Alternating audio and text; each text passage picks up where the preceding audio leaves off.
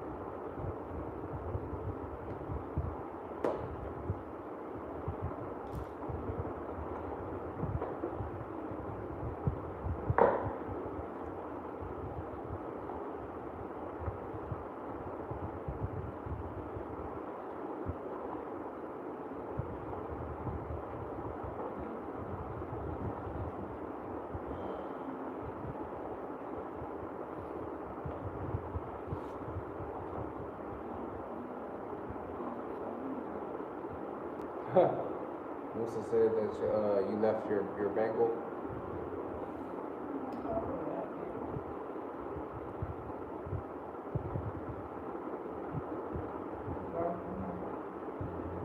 It's crazy how you can't landscape it or make it portrait. I know every other mob you see you can't, but I guess on your phone you can. That's why.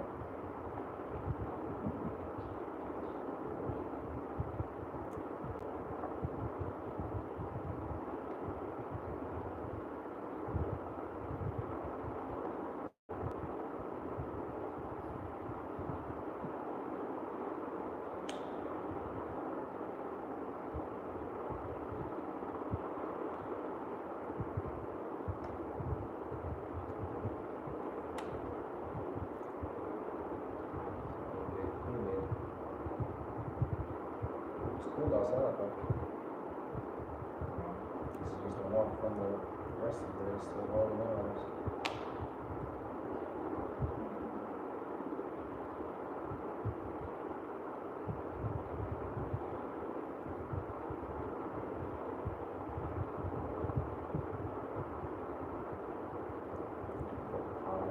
I wonder if you click it with it.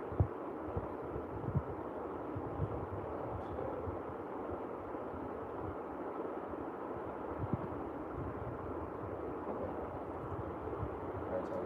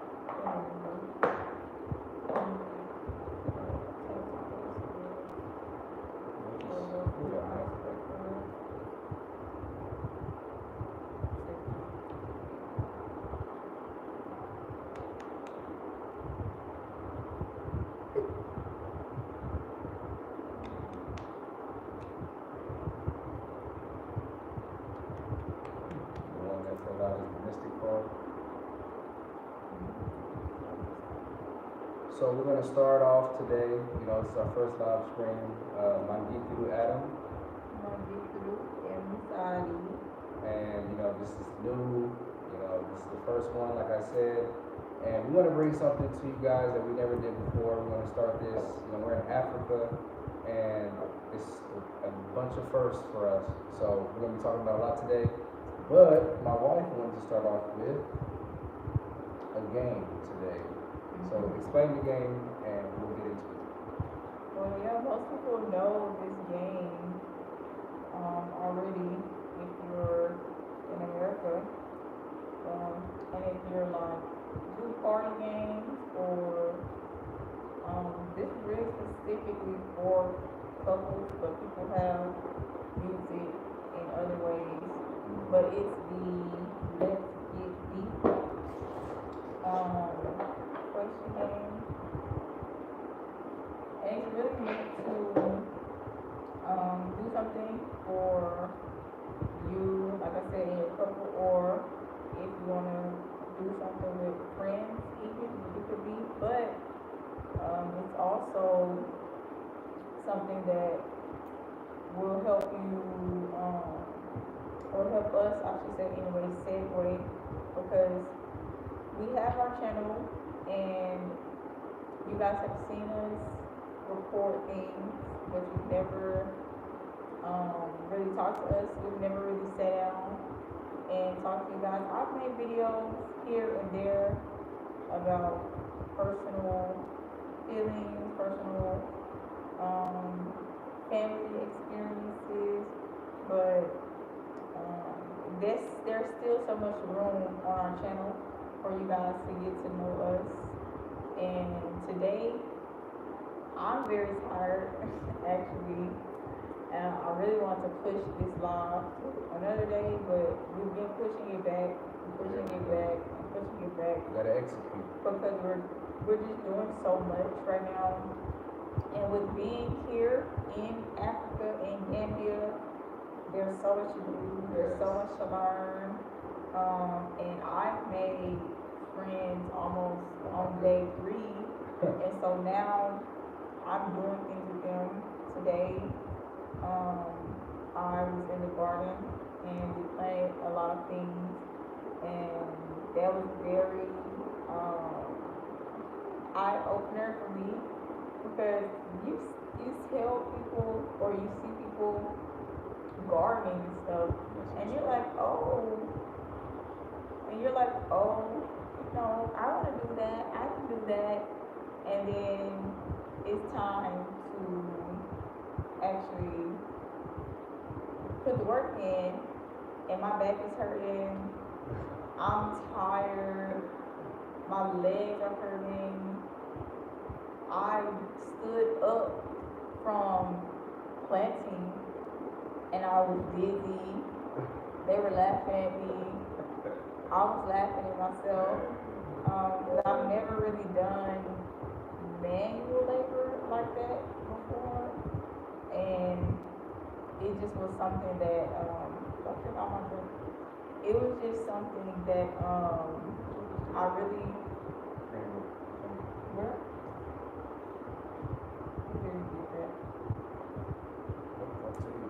It was really just something that I loved.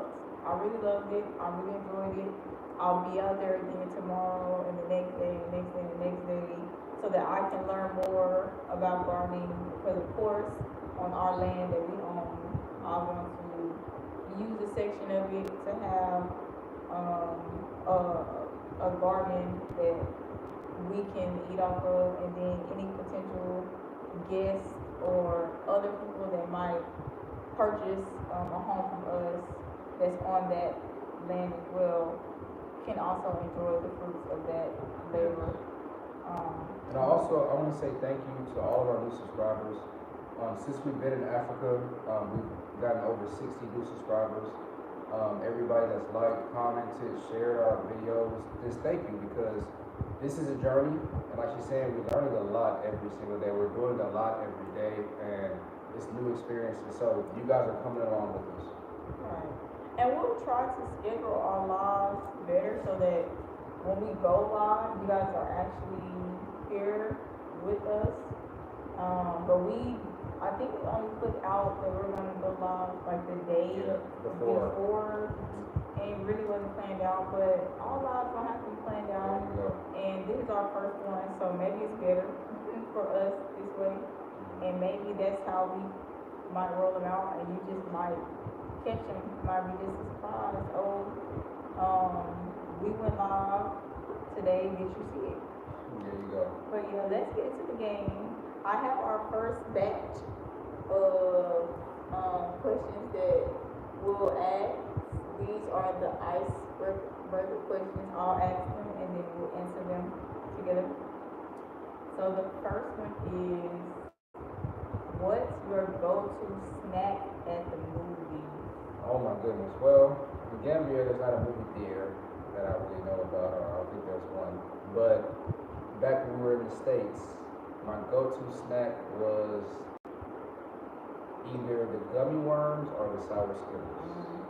I didn't really eat candy when I went, because it was so expensive when you go to the movie theater. But I always got the nachos and with the jalapenos, and then I got popcorn too, and I would take the popcorn and I would dip the popcorn in the cheese from the nachos after I was done eating the chips.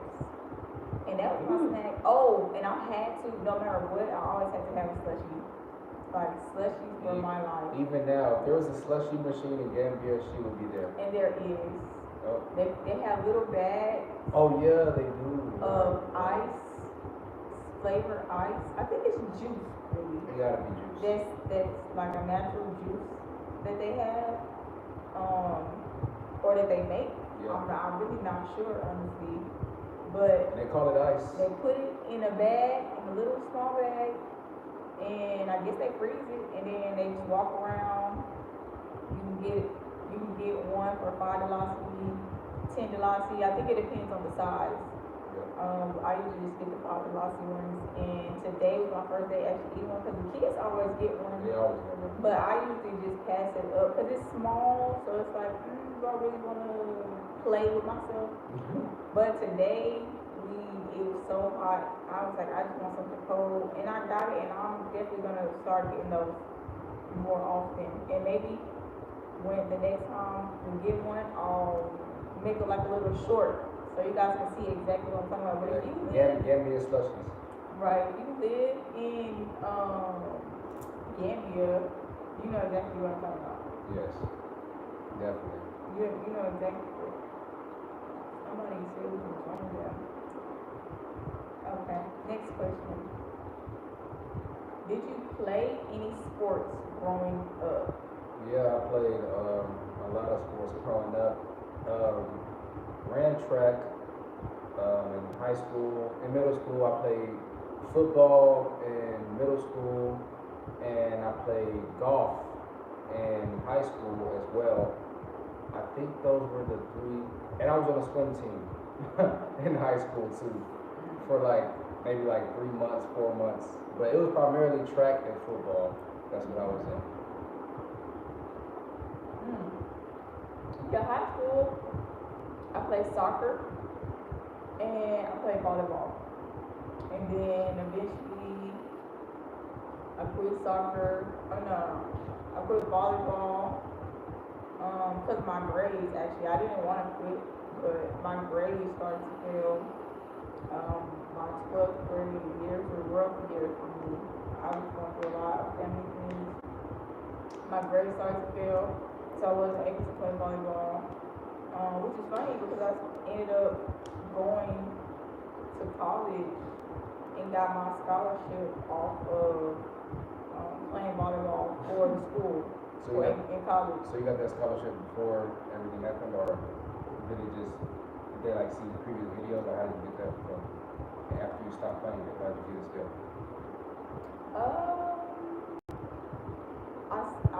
I tried out, and I made the team. In college? Yeah, like they scouted us, like they came to my school, and I took a test, and I passed the test, and once I passed that test, I was able to get most of my scholarship. But then they had a volleyball team, and once I made the volleyball team, that was the rest of my scholarship.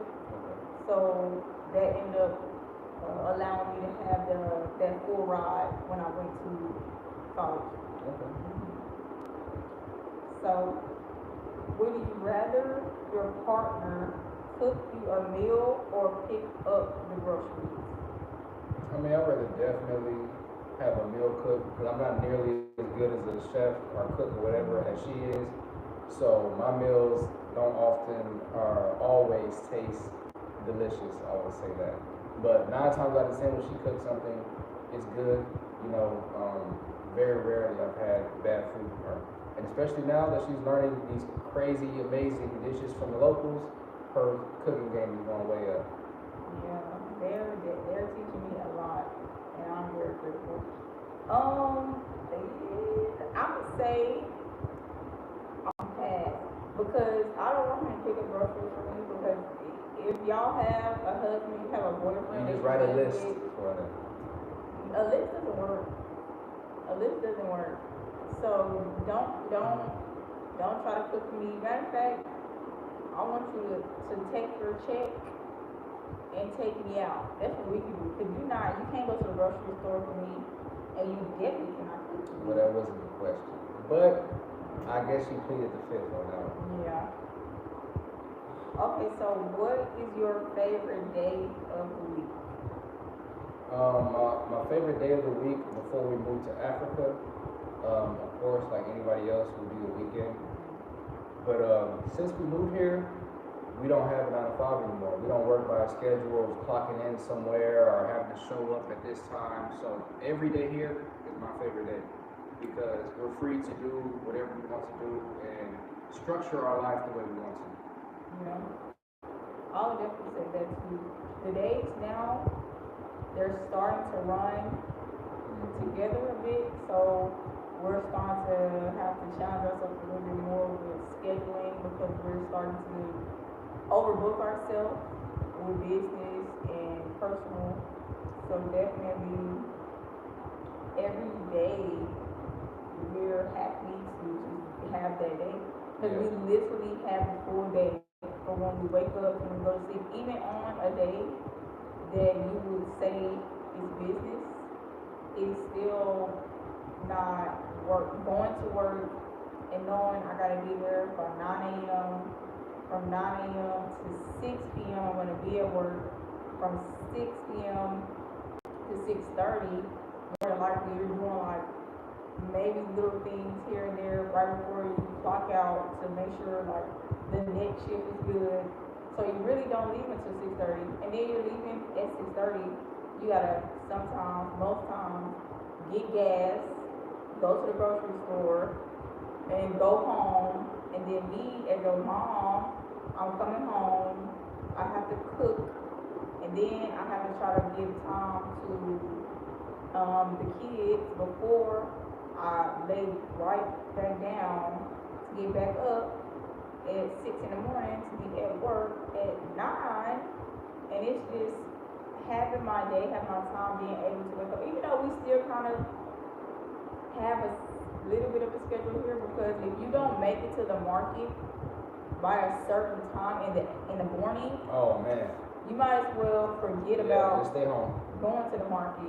And it's not to say there's nothing's going to be there. Well, it depends on what time. If you go past like 12, you go like 1, 2, there's nobody going to. The market is closed. Where we are, not like Serapunda, but where we are in the village, there's a village market, and that market has a surplus, but it closes down after a certain time. The people themselves have to go home, cook for their kids, wash their clothes, tend to their garden, So we still kind of have a schedule, but we don't have to. Even if I go to bed now, it's at 3, 4 a.m. I still have the ability to wake up whenever I want to, hop up, run to the market, get something quick, and come home and have the rest of my day. Yep. What's one useless skill you have?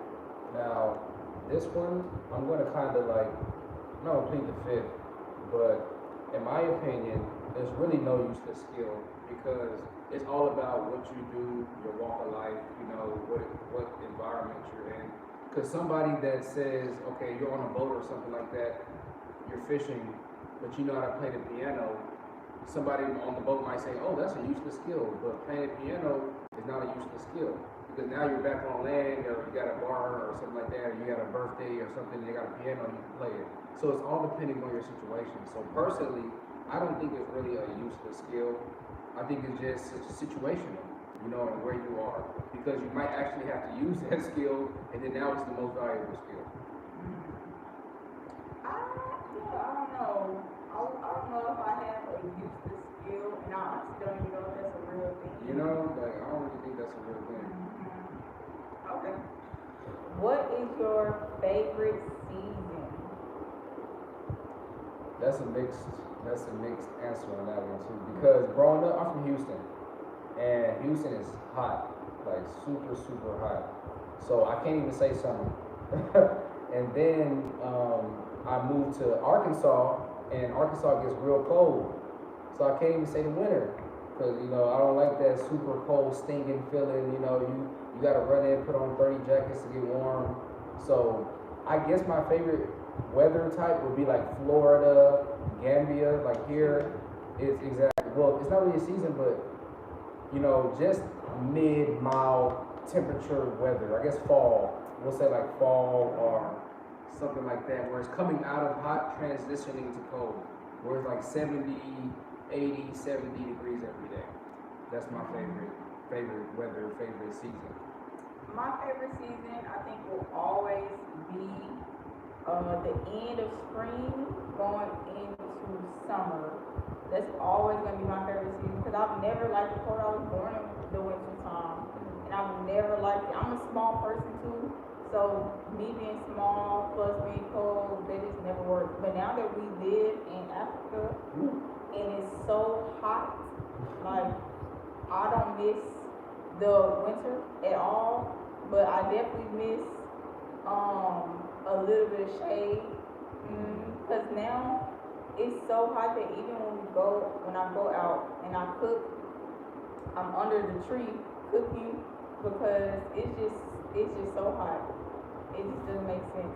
And then we see that most people in Gambia don't have in the villages that we've seen don't have like electricity in their homes. So you'll start to see early in the morning nobody's really outside. But once it hits 1, 2, 3 o'clock, everybody's outside, just sitting around under shade because inside of the home is so hot. And at least when they go outside, they can have like a breeze and stuff. But we live by the coast, so there is a constant wind blowing in different directions, and there's a breeze. So you know, inside, of course, there's none of that. So that's why, like she said. Yeah. But there's also there's a positivity there too because that allows people to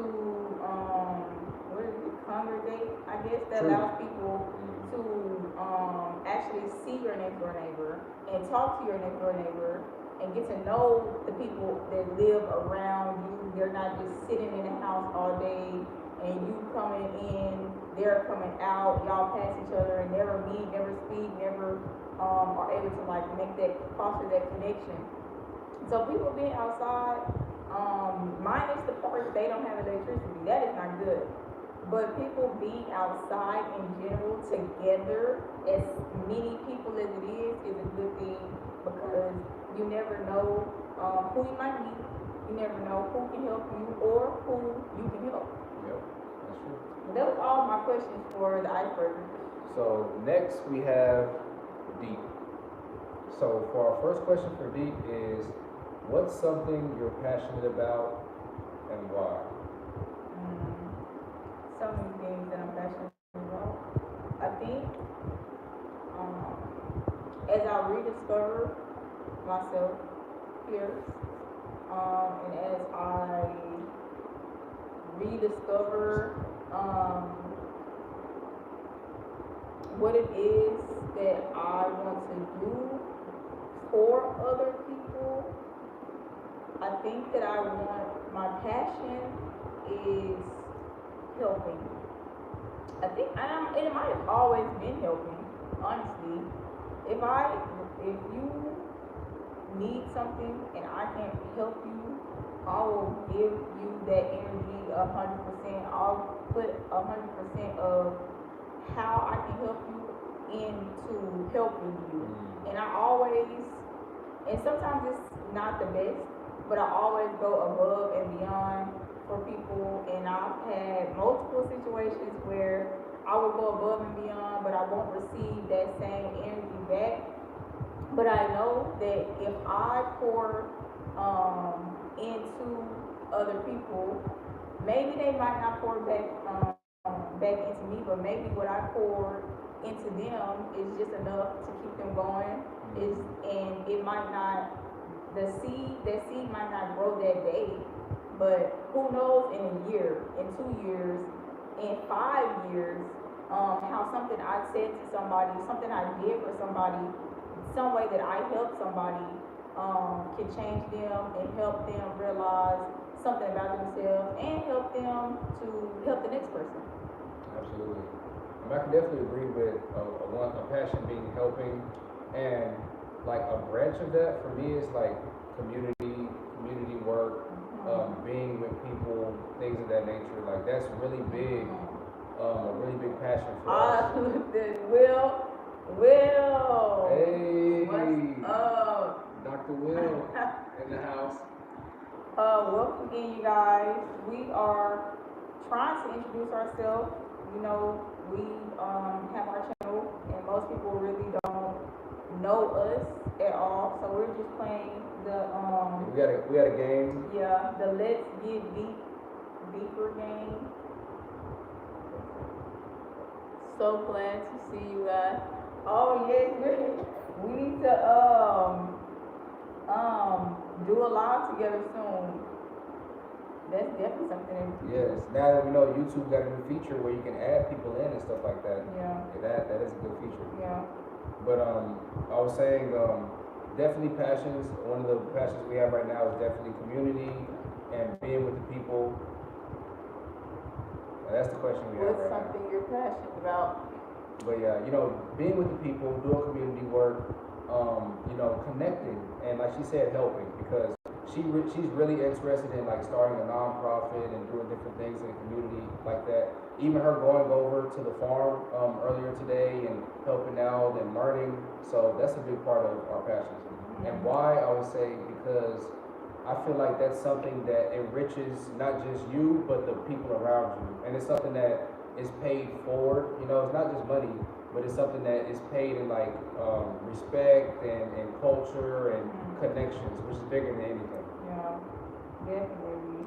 And it goes a long way. Like today, when I was helping in the garden, I was helping in the garden, and they said to me, they were talking. I didn't really understand, of course, but some of the words they have to say in English, and they said she is trying, and that I really took that because I was trying, but not in a sense of accept me as African, but I just wanted to put the effort in, and they noticed that. Also, you guys are gonna change the rule. Oh yeah. Thank you. Yeah. That's one of our goals. Start with Gambia and grow out. Grow out.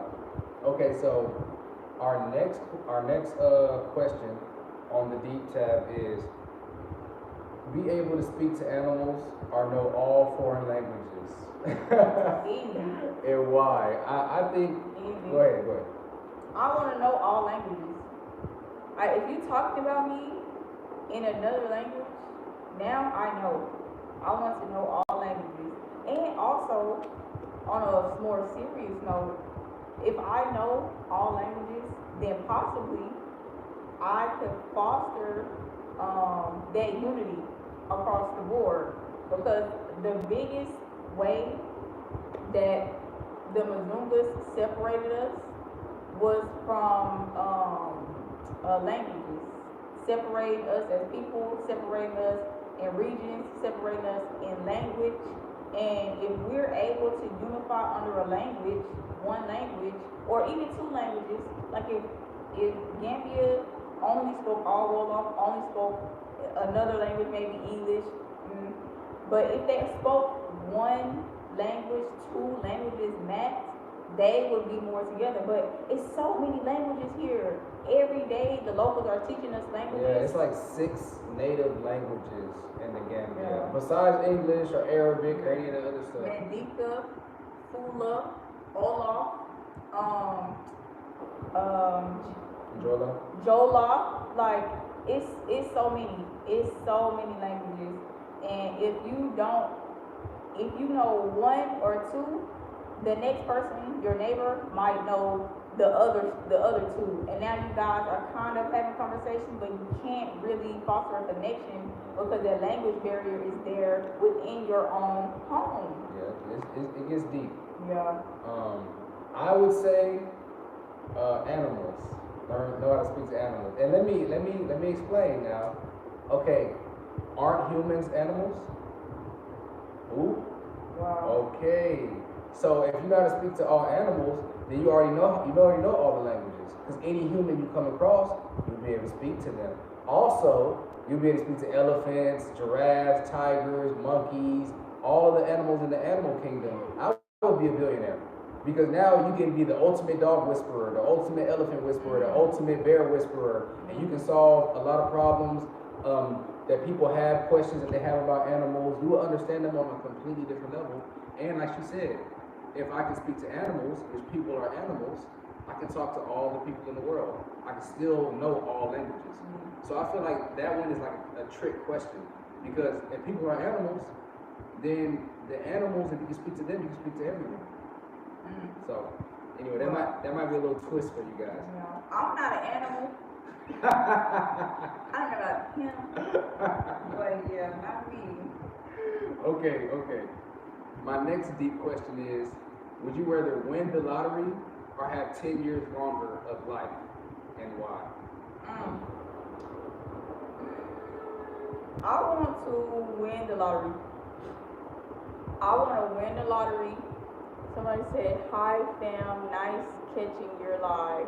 Hi, hello. Thank you for joining. Black men, how are you? We are welcome in. We are doing just a game because we realize that we make a lot of videos on YouTube and post them, but we don't ever really talk about ourselves. We do talk a little bit about our relationship as a couple, but not really who is Nzadi and who is Adam. So we're trying to give like icebreakers. We're playing this Let's Get Deep game. Who said win the lottery? That's what I'm saying. That's what I'm saying. Black men, would you rather win the lottery or have 10 years longer to live? Win the lottery or have 10 years I longer? want to win the lottery because if I win the lottery, then how much money am I winning? I guess that's the question. Yeah, see? What if the lottery is only like $100? You know, but they didn't specify. Yeah, so in my reality, I'm going to win. It's the impact then. And see, in my reality, if I win the lottery, I'm winning at least $1 billion. Oh my God. And if I win the lottery, I win $1 billion. Now I can afford gene editing, which is what the rich people do. And by default, I'm not gonna live just 10 years longer. I'm gonna become ancient because now I can afford to heal anything that I have, any ailment. And once they come out with the soul body swapping process, where they take this soul and they just put it in my clone, I'm forever alive and I'm rich. So I'm winning the lottery. I don't know about Adam. that was a You complete. said Adam, you said lottery, not scratch off. Yeah, I guess I would have to choose lottery just because 10 years is like, first of all, you never know when you're gonna die, you know. So it could be 10 years starting now, okay? Like it could be 10 years when you're 90. But the lottery, like she said, you know, you're gonna get a good lump sum of money, and we like helping people. We're in Africa to do that, so it would go a long way towards helping people and towards our overall goal. So I definitely would choose lottery. I think anybody would choose lottery in that one. Okay, so wait, this is a good one right here. Okay, so lose the ability to lie or believe everything you're told, and why? Ooh. Easy. I would lose the ability to lie. Oh no, not you. Yeah. She's the wrong person. She is the wrong Are person you to lose calling that me a ability. liar? No, I'm saying if you lost the ability to lie, everybody would be angry at you. Jesus. It would be I don't lie right now. I'm not a liar. Hey, did you guys already talk about your upcoming projects? No. Right now, we're talking about the game because we want to. This is our first live, as you know, Will. But this is our first live, and we want to open up soft, and we want to roll out more lives. But we realize that we don't have any content like this where you kind of see us having fun. I mean, our channel is a bit serious because the things that we talk about, the topics, the things that we're passionate about are very serious. But we want to have a little bit of fun before we talk about anything serious. But we will get into that in this live today. Yes. This is just the icebreaker. Like you said, probably winning the lottery. I'm telling you. Yeah. I'm telling you. Okay. Okay, so for me, definitely it would be the lie to, because you don't want to just believe everything that you hear. You know, that's literally the worst thing nowadays in this day and age. That's the worst thing that you can do is believe everything you hear, because there's so many different narratives. There's so many different media sources and so many different people that will try to pull you this way, pull you that way. You know, you'd rather have your own mind, and having the ability to not lie does not mean that you lose the ability to keep your thoughts in your head. So you don't have to say anything. So you can still be thinking stuff to yourself. It's just when you talk, you won't be able to lie. So, you know, I definitely would take the ability to not lie. Yeah. For sure. And I'm the type of person too where honestly, and I hope that people don't take this and run with it, because you know how the internet is. But I don't care. I don't care if you like me. I don't care if you don't like me. I'm just gonna say what I'm feeling. She's like a Vladimir Putin. And I'm gonna say what I'm feeling because those feelings are true. And I will think about what I'm saying. Like 2 seconds. I won't just bomb rush you with emotions, but if it's strong on me, I'm just gonna say how it is, and we can talk about it. And either after that conversation, you can be like, man, I really can't have a conversation with this Dottie because she's too straightforward, or you're gonna be like, wow, I really appreciate that she has a strong will and that she can speak her mind, and I really, want to have some kind of connection with her. But that's just how it goes. That's life, So we have our last deck, which is deeper. The first question is, what's at the top of your bucket list?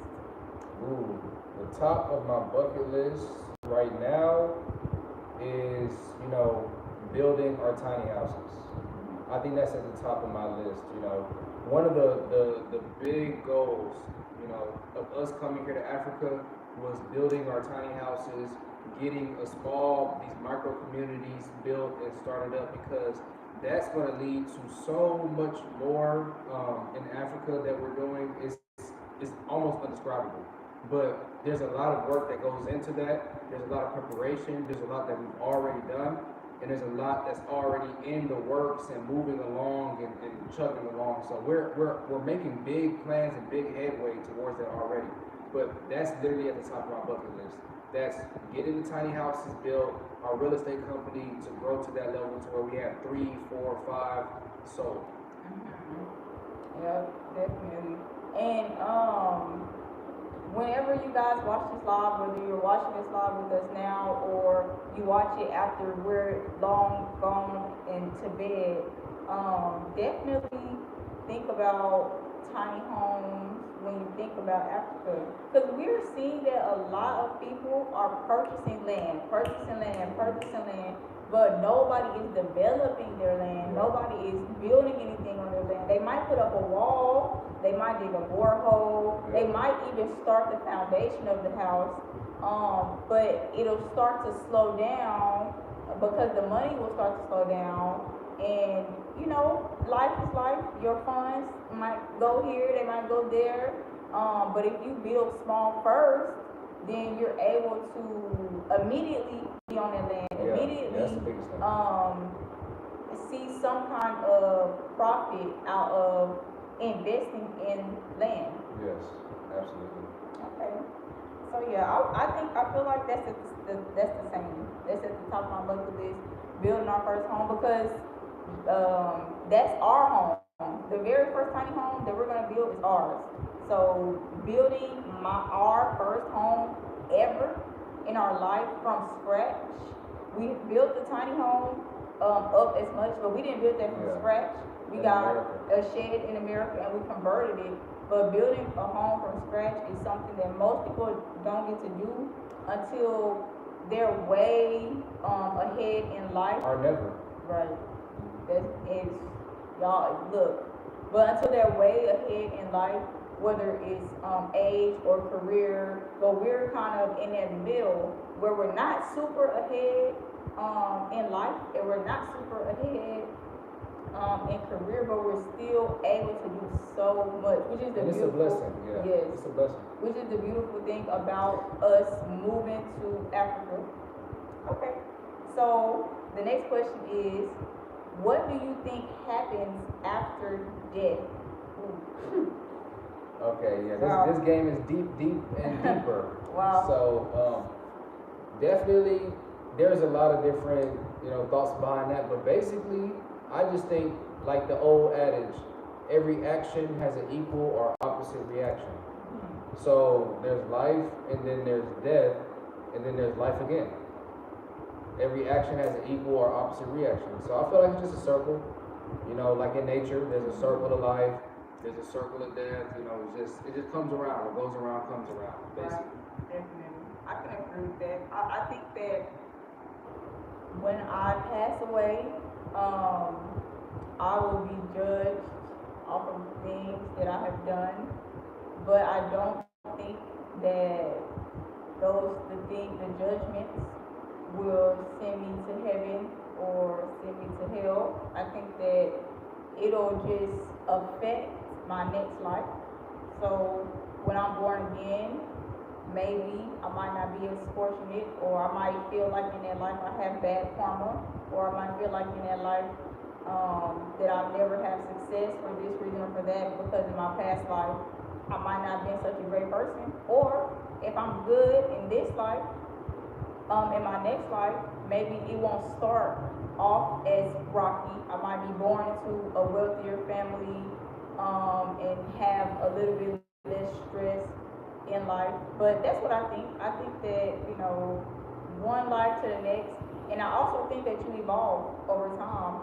So at one point, I was a lesser soul, if you want to think like that, where I might have been an animal, and then I was exposed, or I was born enough times to grow my spirit, to grow my soul, to learn, and then I was able to grow into something else that was higher in spirit, I guess, than a dog, which, I don't know what people might evaluate. It's different opinions, but then I was born again into a human, and then as I grow in this human life, I will continue to go up until we get to a certain point, which I believe is ascension, where we will stay with the ancestors, we'll stay with God, we'll stay with the universe, and we won't have to come back down.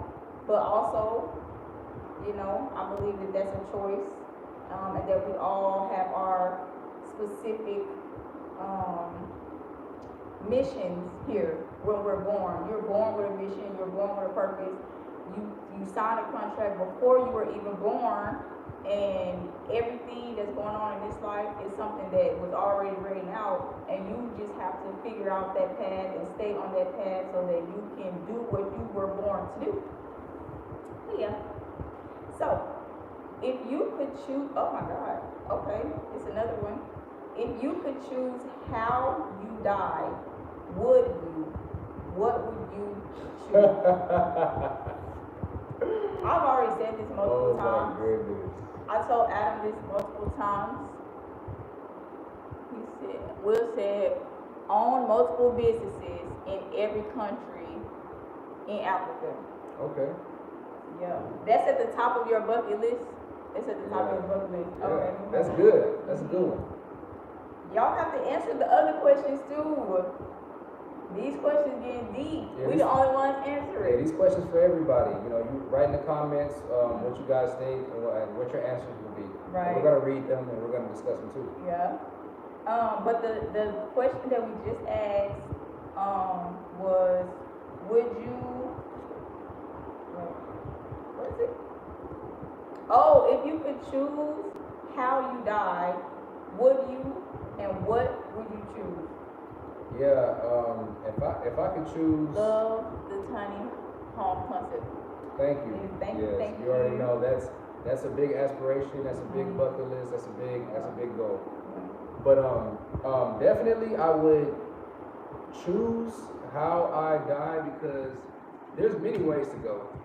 And you know, as time goes on, like she was saying earlier, there's gonna be a lot of other ways to live too.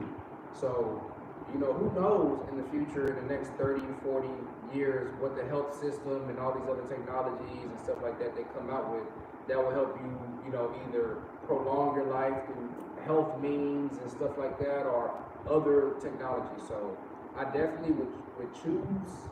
I would rather choose, because if I was going to go out in a plane crash or something gruesome, you know, I would want to know and then have the choice to choose something relaxing, you know, die in your sleep or something like that. But yeah, I definitely would take the choice. Okay. Okay, so this one is there anyone in your life you wish to have a closer relationship with? I'll let you go ahead and answer first. Yes. I would say, if there was anyone in my life that I wish I had a closer relationship with, I wouldn't even say it's one person. I would say it would be my mom and my dad, because growing up, I didn't know my father, which is very typical in a black household, from where I'm from, and I commend fathers that stay in their children's lives, and I commend mothers that nurture their children into beautiful adults. But I was not blessed with that, and I would definitely say that it would be those two, because you can look at us now and you can say, hey, you might not have known your mom, you might not have known your father, you might not have had great connection with your mother, but you still turned out well, you still turned out a decent person, and you still accomplished great things, and who knows the things that we'll be able to accomplish while we're here. But having that support from your mother, from your father, growing up in life, it could have skyrocketed where we are here today. I could have been sitting here on a couch right now with a TV in my living room, still in Africa, instead of on the floor with no furniture in my home at all because of the lack of support. So having support in your life is very important, And the first support that you will ever ask for, that you will ever yearn for, is from your mothers and your father. That's So true. that's what I would say. Definitely for me, it would have to be like closer to older friends and like friends that you had and things of that nature. But you know, coming out of grade school and going into college and then after college, you know, living your adult life and stuff, you tend to lose friends. You tend to, you know, you transition. You're transitioning through life, so you're going to lose friends. So that's just something that comes with it. But we all, you know, reminisce, you know, and you start thinking about, you know, the good times you had and things of that nature. But again, everything in life is moments. You know, time never stops. It always keeps moving. So, you know, we always get nostalgic. And, you know, that's just human. That's just humans who we are. We are emotional creatures.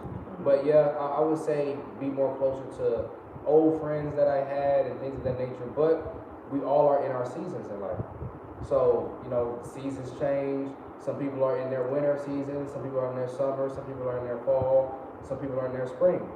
So, you know, right now, I mean, I'm not God, so I don't know what season I'm in per se. I don't know what season they're in. But as long as, in my mind, as long as everybody is healthy, everybody is alive and sustaining themselves, I'm happy with, you know, with my situation. Right. Okay. Would you So say, Will? he said, I want to just go to sleep nice and calm. Yeah, you know what I'm saying? Like, you know, just go to sleep and everything. It's like a continuous dream. yeah. You know, you're having a dream and now you're in a new reality. Oh wait, I think I didn't even. That's the same. Will, that is the same thing for me, and that's the way that I want to go. I just want to go to bed one day and just never wake up from going to bed. Like, And you're in a new life. that's the. I'm in my new body because remember I won the lottery and I'm in my clone body. Oh my! So you're Yeah. you're in a laboratory on the table. Yeah. Okay. But I you know, that's definitely mine too. If I didn't say it, I don't think I answered it. I think we kind of seen bro over that. This is our last question.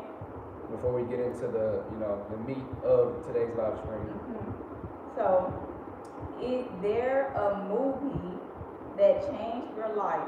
If so, which one? A movie that changed my life was, let me think. A movie that changed my life So many. was, I know, right? So many. I would say two that come off of my mind. One was Interview with a Vampire, right?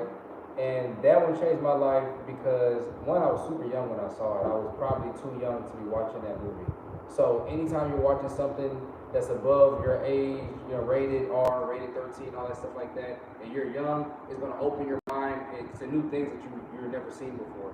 So I saw that at a really young age back in the day when all those actors were brand new and it was full of stars and stuff. And so just the premise of the movie, the concept of the movie, the different stuff that they were talking about, it was like eye-opening and it was like a change of thought process. And also, I would want to say Inception. Inception was another movie that kind of changed my perception of what's possible when it comes to communicating with other people and how, even though the movie was a little bit far-fetched in the machines they use and implanting ideas, because that was the whole premise of the movie, being able to implant ideas in other people's minds. And when you think about it, walking through life, this happens all the time. When you're watching TV, when you're talking to your parents, when you're growing up, you know, you're with your friends, everybody's trying to implant their own ideas in each other's head.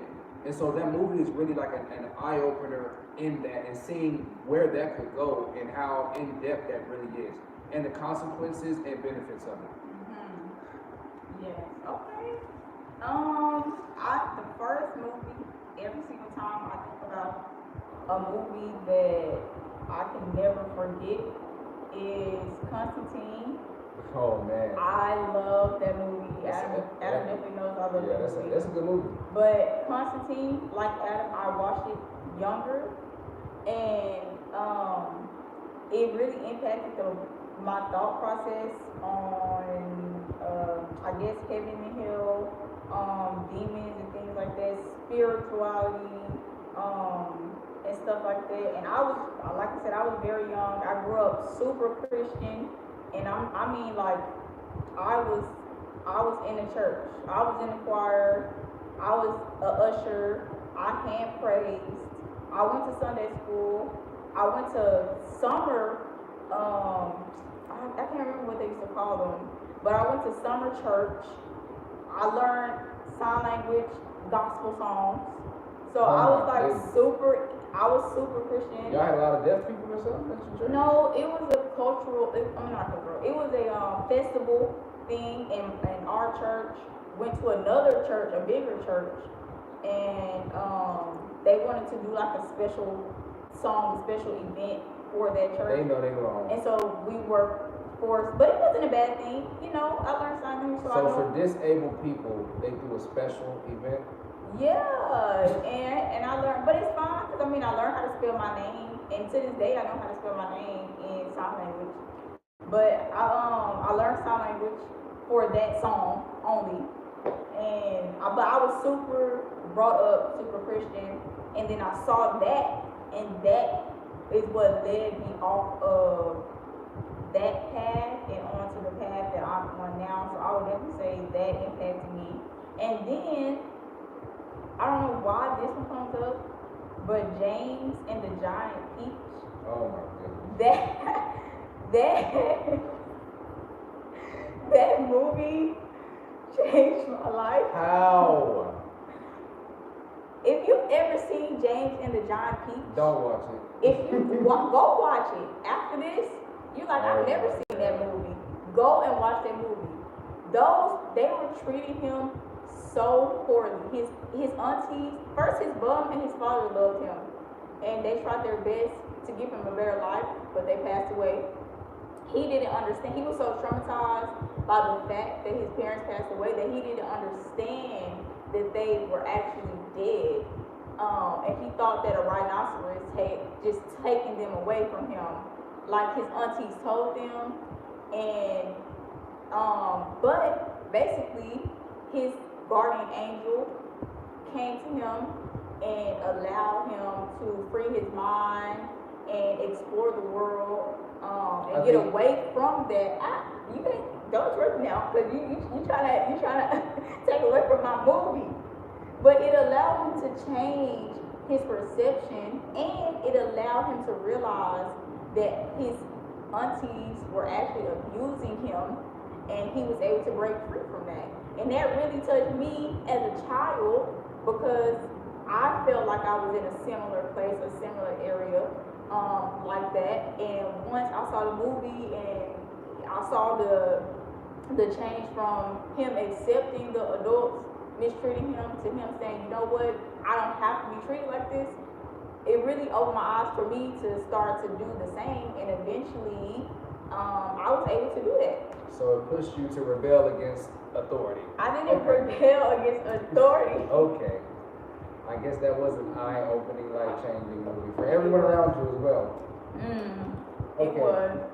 So, family, today we want to talk about our first trip to Gambia, right? Because we never made a video about our first trip, what we experienced when we came back, you know, the trip, flight there, flight back. And we never talked about our trip recently, what it was like flying to the Gambia to live for good. So that first trip compared to the second trip was like night and day. It was completely different. So the first trip, our kids stayed behind, and it was just me and Mzadi. And it was a breeze, you know, we loved it. I want to say the hardest part was the layovers on the flight. Like, what do you think the hardest part was for you? During the first trip, yeah. It was definitely the flight. Yeah. The flight, the layovers during the flight. Yeah, that because we had like, I think over 10 hours of layover where we were just sitting, waiting over 10 hours before we even got on another plane. So that was like the hardest part. But actually getting to Gambia, like getting from Chicago to Brussels, simple. to Brussels, to Senegal, then to Gambia. That was simple. So we landed in Gambia and we got off the plane. It was sunshine. You know, the people were nice. The smiling coast. Everything was good. We got inside of the airport. You know, you let them know where you're going. You get your visa. You got to pay $100 for your visa. We didn't have that many bags with us the first time.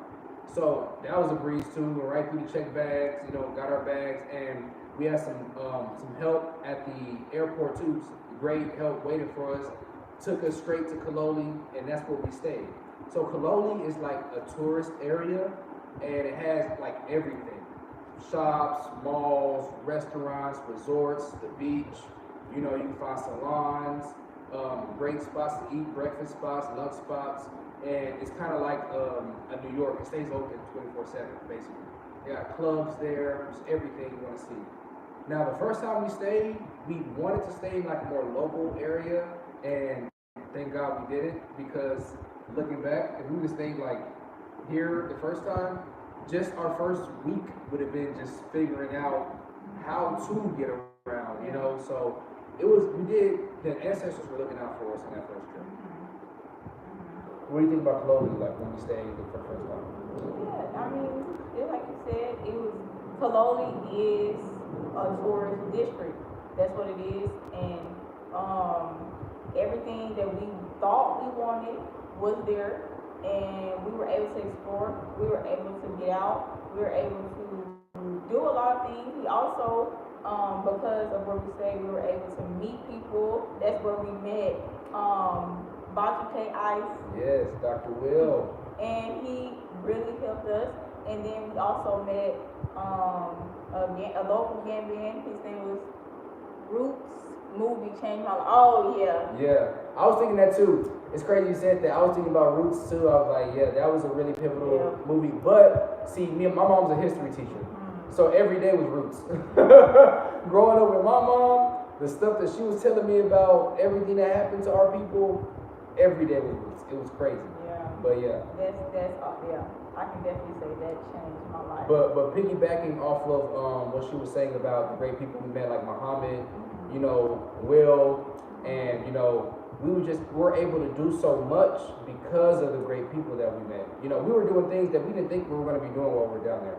And you know, the people that we met played an integral role in that. So that was something that was really, really special going to the Gambia the first time. I live in Code 2, right next door from Kaloli. Okay. We gotta connect one day, meet up at the beach. You know, we got Sullivan's right there and all the different spots on the beach. So yeah. I know we're planning on going later on this week. So you never know, we might see you out there. Email us and we can definitely link up. Yes, definitely. And but the stay in Kaloli was great. We got a lot of business done because that first trip was for business. So we came to buy land. We contacted an amazing company called Biyamo Group, and we went through them to purchase our land. You know, they were very reasonable with the prices. They worked with us, and we kind of got blessed too at the same time because they had a promotion going, and literally the day that we went in, the promotion was ending. And so we came back the following day to pay and finalize everything, and the promotion that was there was gone. But they remembered us, and we let them know that we knew of the promotion, and they were like, oh, okay, well, we'll let you, still work with the promotion from the previous year. So we were able to get, instead of one plot of land, we got 4 plots of land. And so that greatly, increased everything that we were trying to do. Building tiny houses on 1 plot compared to 4 plots really changed the game for us.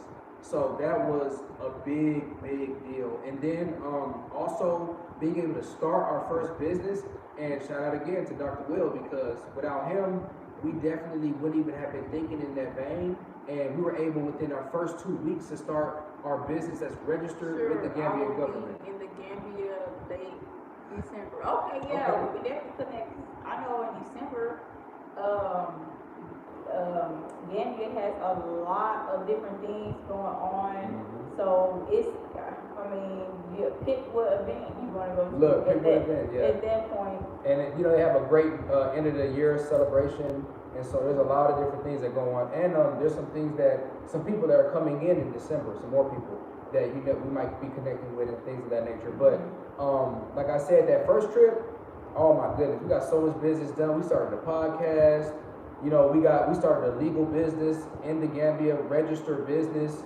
We bought our land. Like, we did so much on that first trip, and then, you know, meeting all the people. So it was kind of bittersweet when we left. You know, with everything that we were doing, all the people we were meeting, it was kind of like, oh man, we kind of didn't want to leave, and it was an eye opener. Excuse my wife, she just, our daughter woke up, she was asleep, so she went to go put her back to sleep. But it was an eye opener coming back, because we realized that, okay, there's really a curfew in America.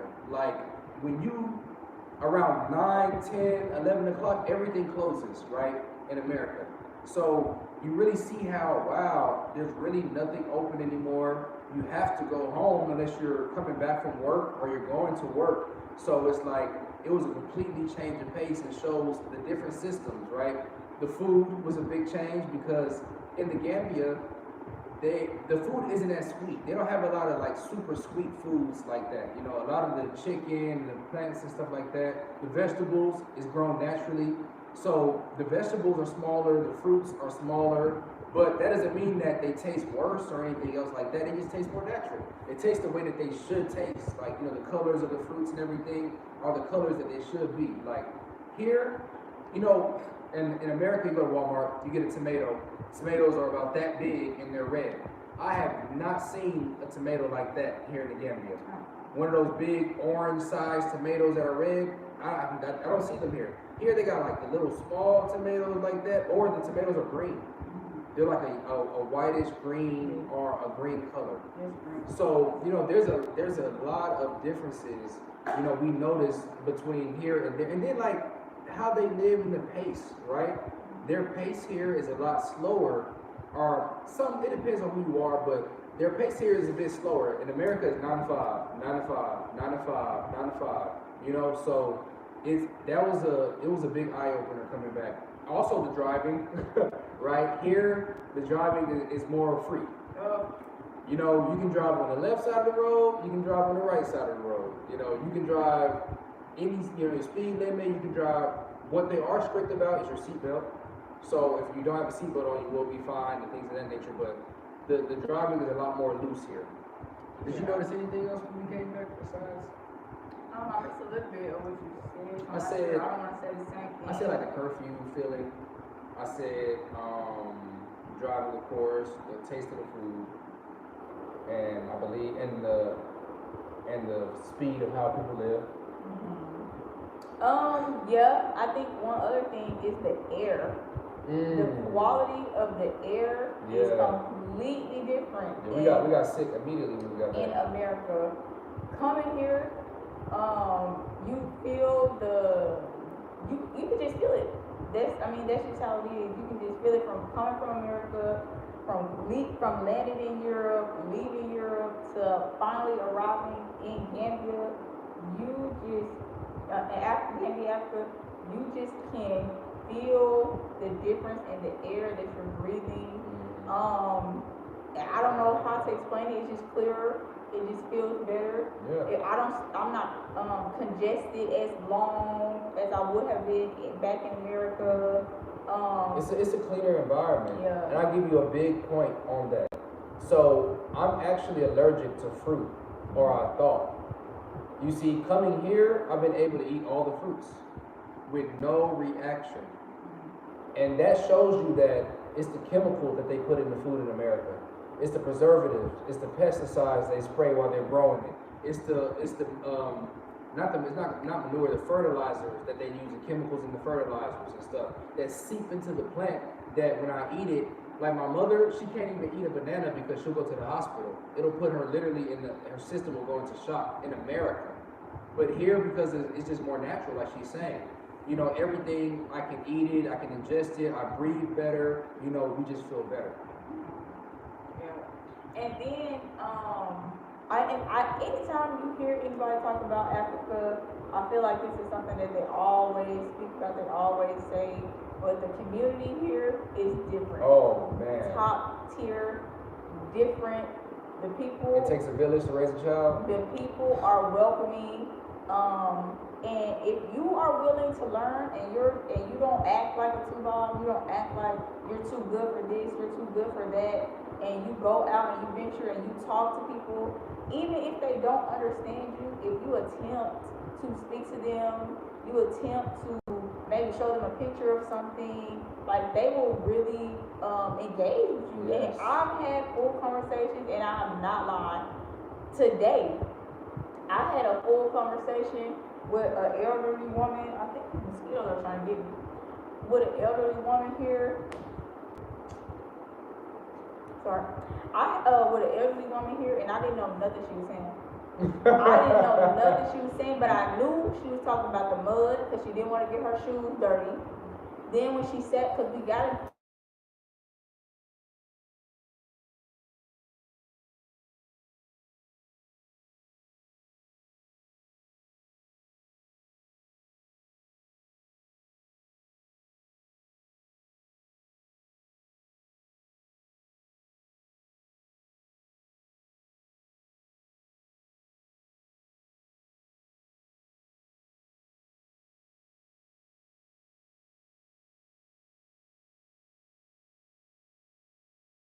Say magnifique, I am fine, or you can say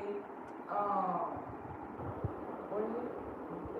Jamarek. You can say Jamarek, which is I am good, yes, or something. That's like Mandinka. Yes. And the first magnifique, voila. But you can respond in those ways, and I responded in that way. And she said, "Hey," because I at least tried. Yes. And then she continued to talk to me, but I didn't know what she was saying. And when we finally got off, she was saying something. I don't know what she was saying, but she was saying something to me. I was getting off. I said, "I'm going now." And she waved me on, and that was the end of the conversation that we kind of had. But yeah, the sense of community, you know, is really big over here. So those are the key takeaways when we arrived to Gambia, what we did while we were there, which was a lot. You know, we visited the Monkey Park, you know, we visited Tropic Mall, Serakunda Market, Banjul Market. We did a couple of things while we were there. We was only there for 2 weeks. Yeah. And flying back home what we noticed. Now the second trip, woo! Yeah. That second trip, this trip that we just took 3 weeks ago, we have a countdown video that we started about 4 weeks ago, 4 or 5 weeks ago on our channel. You can check that out. And this trip was crazy. I want to say from start to finish, we had stress, we had drama, we had price going up that we didn't expect. Like, we had so much that we had to do this first trip that we didn't have to do the second trip that we did not have to do the first trip. And, you know, we had to deal with it a lot. So, just starting off, right, packing. So, we were in transition of helping family members move while we were moving. So, not only we had to move ourselves, we had to help other family move. And then we had to pack up everything, right, pack up their stuff, move our stuff. And then it came down to the day of actually flying out, that was a stressful day, you know, scrambling. Luckily though, we had been packing for like a couple of weeks before, so everything was pretty much packed. You just had to put it in the car and go to the airport. But the airport, Little Rock Airport, was the worst airport that we dealt with, because we were expecting, you know, to be able to take 8 carry-on items underneath the plane, but they literally made it so we had like 15 items that we had taken under the plane, and they tried to charge us $1,600 just to get on the plane. So now we're like super, you know, anxious and stressed, because we're like $1,600 and we're trying to go over there to live, and they trying to take a big chunk of money, you know, out of what we're trying to do. Like, you know, we need that money to just start, to just get our feet wet and get grounded, you know. So we end up having to leave some solar panels and leave some clothes and leave this and leave that. And so we were like, okay, let's just pay what we can pay and get on the plane so we can just get this process started. But it didn't end there, right? So we paid all that money. We go to our terminal. We wait. Now, luckily, we didn't have a lot of layovers. Like, I think our longest layover was like an hour, 2 hours. And that was because Yeah. That was because our flight kept getting pushed back. Yeah, because of the restroom issue. Once we hit Brussels, our flight kept getting pushed back and back and back. They moved us 2 different times, 2 different terminals, 4 different buses, from one terminal to the next terminal. It was a pain. They gave us waivers to eat, but we in a terminal that they sent us to, we had nothing to eat. Yeah, they gave us $15 per ticket, and there was nothing to eat. The air quality is amazing in the Gambia. It is. Yes. Yeah, it definitely is. But they gave us a $15 voucher that was useless. And by the time you even to get to somewhere else to get something to eat, it was time for us to fly out because they moved us 3 times. On the 3rd time, they moved us straight to the plane. Yeah. So it was like, okay, well, that ordeal is done. But we flew to out of Brussels to Senegal, and we were there for like 30 minutes. Some people got off, they refilled a little bit, and then we flew the rest of the way into Banjul, which was like 30 minutes. And the pilot was doing all types of S's and curves and stuff like that. Yeah, like, our pilot played with us. Yeah, because we were supposed to arrive in Banjul at like 7 p.m. We didn't end up arriving until 11 p.m. So everything was closed. Yeah. It was nighttime. And like I said, the first time we arrived, it was daytime, sunny. This time it was nighttime, it was raining. Right when we got off the plane though and got to the ground and stopped. So, that was good. But it was way more stress this time flying. And it wasn't because we flew with the kids. Sometimes, you might think that, flying with kids is more stressful. But our kids, they were pretty good for the flight. They were more amazed by the plane and the ride and everything like that. But it was literally so much stress, that flight. Like, man, it took us probably 2 or 3 days after we arrived to stop stressing from the flight. That's how stressful it was. But once we got here late. But luckily, we had Musa. Man, thank you, Musa, for showing up and helping us. And again, the connections that we made from that first trip really helped us out and are continuously to pay off themselves in spades now, because we were able to have Musa, before we even show up, go to our apartment, check it out, so he knew where we were going when we arrived. And because we arrived so late, that was a good thing, because most of the people, like the landlords and stuff like that, were asleep, or the time difference, they weren't available. So Musa took us in 2 vehicles. He had 2 vehicles ready, big 4x4 trucks. We stopped at a restaurant first because, the kids were real hungry. We got something to eat, and we headed to our apartment. And our apartment, it was nice. We're in the Western Division, and, everything was nice here when we got here. It's a little bit far from the main road, and so we're learning, right? Like she said in the beginning, we're learning a lot staying here in this area. We're learning where the markets are. We're learning the different ways to get to different roads. We're learning how to take public transport. There's so many things that we're learning just in this first 2 weeks. And so, in summary, our first trip was amazing. Our second trip was stressful, but we have now been here for a week, not 2 weeks, a week and maybe a couple days now. And we have adjusted pretty much as we can in a week to and a half span. We've done a lot. We have, like Adam said, learned public transport. We've made neighboring friends that literally the next compound over. We have met people, and older people to people that's our age that are helping us learn the language, helping us with cooking, and also a big difference that we saw this trip versus last trip is interactions with parents and kids. Yes. When you come the first time, or when we came the first time, it was business trip, it was vacation. We don't care nothing about them kids. We're not trying to be around them. We're trying to be, where grown folks at, where the drinks are. And so being around in the village where the kids are playing, but they're also interacting with the adults, and not just any adults, but their parents, we're also learning different ways to interact with our children. Because in America, as we know, they will teach you and they will preach,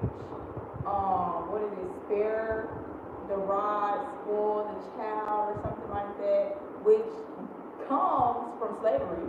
That's not something that we just do like that. That's very slave mentality. That's very, if you don't do what I tell you exactly to do, I will beat you. I will whip you. I will kill you. I will kill your friends. I will kill your mother. Like, it's very slave mentality, but here, they don't hit their kids like that. You might see it here and there, but it's mostly the older elders that might do it, and they're not even really like, they're popping them. They're not whooping them. For one, they're elders, so they're not like chasing after the kid. You know, like in America, your parents chasing after you, they cursing right there. You know, they fighting you like they're your age. Like, you know, in America, like she says, it's a bit different. Like, you know, and I witnessed that for myself today when, you know, I came to check and see what she was doing while she was working on the farm area, and at the end of the day, the kids were like getting some limes, some fruits, and they started to run out. And the elders, I guess, didn't want them to do that. And so, hey, what are you doing? It's more yelling than anything, you know. No, the child got hit at all. No, she picked up that twig. Yeah, but she didn't hit her though. And she tapped her leg. No, she did. Oh, she hit her leg? She got one of them. Okay, well, yeah, one of them was. She got one. The other one ran around and didn't get popped, but one of them got popped. But yeah, you notice a big difference in parenting for sure. And again, another big change from the first time to this time is our kids being here, and we're noticing them how they're changing and adapting from just the food, because everything is spicy here, right? You know, every dish has a spicy element to it, and the environment, them going outside seeing animals and playing with different kids. And today they were helping her farm, so it's like there's so many different aspects just the kids alone that are experiencing that we never experienced growing up in America, and that they weren't experiencing while they were in America. Because our youngest child is 3, and we have another child that's 6 years old. So they are both in that prime age of adapting, in that prime age of absorbing what's going on. So it's really big for them. They're gonna go through transitions and learn language, I feel like, faster than we are. Oh yeah, absolutely. And the kids, we're seeing the difference. So in America, as you know, I mentioned this before, we're always inside. You are at home. You might go out, but it's for work. Maybe you might go out for, I don't know, I guess leisure time. You might go to the movies, you might go bowling, you might go out to eat. But it's still not the same thing as being in your environment and just soaking that up and letting it fill you up. It's not the same thing. And in America, our kids were with us all the time, which they were blessed to have parents that no matter what, they was either with their father or their mother all the time, all day, every day. But because of that, in America, they were always in the house. Sometimes we might walk up the street, but they were very much YouTube kids.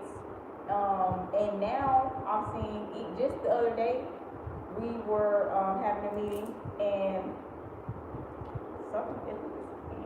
No, that was a mosquito. I killed it. Oh, but just the other day, we were having a meeting, and we were outside, and I wanted to try to distract the kids and give them YouTube, because the place that we were at had Wi-Fi, and they watched it for maybe 5 minutes, and it's something that they love. When we were in America, they loved to watch this YouTuber. They put the phone down within 5 to 10 minutes, and they was up running around finding other stuff to do, playing with twigs, chasing cats. They felt like somebody had like one of those exercising motorcycles. They was getting on there pretending that it was a unicorn, and just running, running up and down the stairs, stuff like that. They went from being YouTube kids to really being outdoors kids, which is what they always wanted. We just could never give them that kind of life in America with our income, with our status, with our jobs. These mosquitoes, y'all.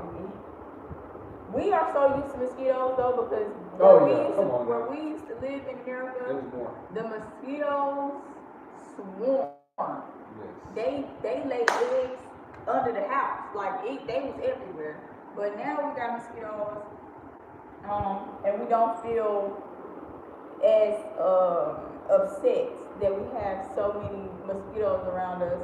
But it's You're fewer used to here. it. It's fewer here than where we're used to. But if you live in like a certain kind of neighborhood and you decide, oh, I want to come and visit, or I want to try to live or stay for a certain period of time, the mosquitoes might become intrusive or invasive. So definitely prepare for that. Prepare for the mosquitoes to be in your business. Yeah, get some mosquito nets, like they always say. Mhm. I mean, of course, you know, you hear that, but you're like, oh, okay.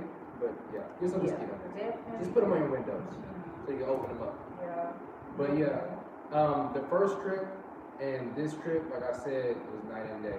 And we just wanted to give you guys a brief overview of our first trip, what we experienced, and now what we're experiencing. And this is only our second week.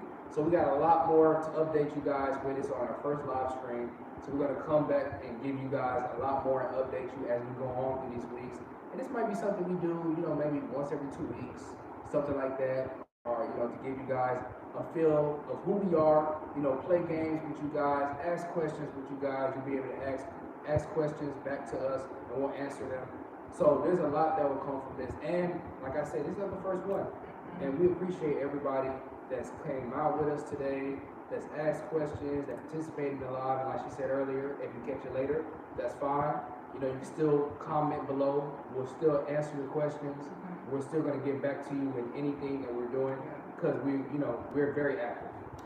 Yeah, and usually whenever we post a video or we post something on YouTube, we kind of hang around the comment section for a couple days just to try to make sure that we answer all the people, because we don't get too many people that actually comment on our videos or stuff like that. So it's super easy for us to do that. Yeah. But even as our community grows and even as we become busier with our lives, we will always try to like hang around the comment section after we post anything so that we can stay connected with you guys. And like Adam said, we'll start to do more lives, and also we want to eventually graduate from doing lives here to actually putting content on our Patreon.